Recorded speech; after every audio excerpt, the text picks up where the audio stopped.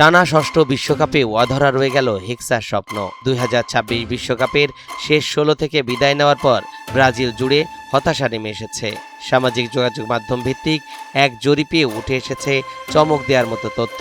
দেশটির 41% সমর্থক এখন বিশ্বাস করেন ব্রাজিল আর কোনোদিন বিশ্বকাপ জিততে পারবে না।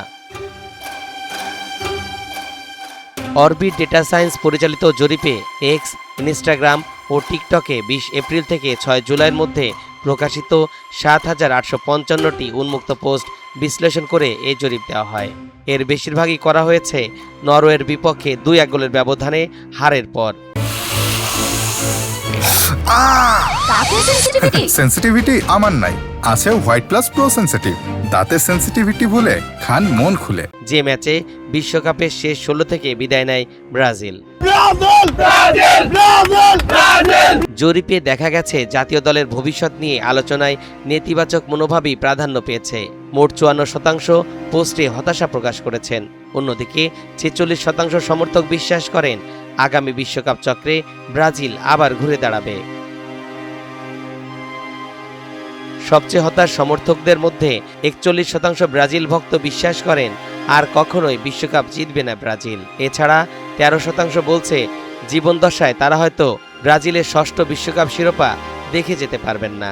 বিশ্বকাপ থেকে বিদায়ের কয়েকদিন পর সমর্থকদের আলোচনার বিষয়ও বদলে যায়। হতাশার পরিবর্তে তারা দলের ব্যর্থতার কারণ খুঁজতে শুরু করেন।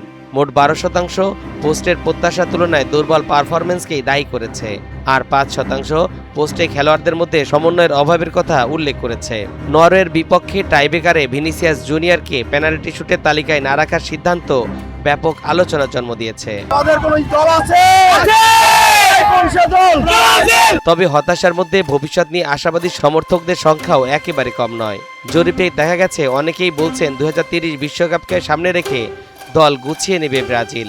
সেই স্বপ্নের কেন্দ্রবিন্দুতে রয়েছে ফরওয়ার্ড এন্ড্রিক। এছাড়া ভিনির বিশ্ব তারকা হয়ে যাওয়ার আশা ব্যক্ত করেছে অনেকে। ব্রাজিল জাতীয় দলের পুনর্গঠন আবারও বিশ্বকাপ জয়ের পথে ফেরার অন্যতম প্রতীক হিসেবে ভিনি এবং এন্ড্রিক গুরুত্বপূর্ণ ভূমিকা রাখবে, এমনটাই প্রত্যাশা ব্রাজিল ভক্তদের। আমরা ব্রাজিলকে ভালোবাসি, আমরা নেইমারকে ভালোবাসি। তরিকুল ইসলাম, এনটিভি অনলাইন।